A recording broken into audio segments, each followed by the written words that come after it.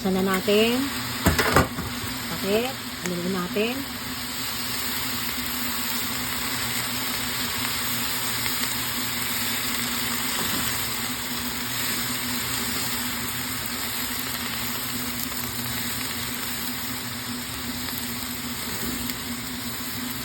Tapos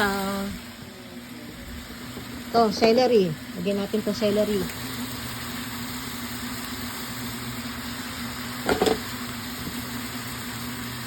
Hahanguin natin yan.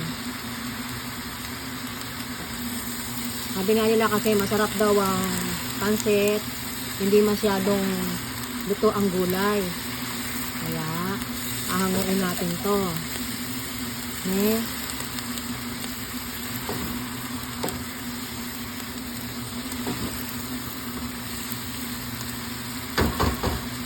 Lagyan na natin tong yung manok na pinakulo ko.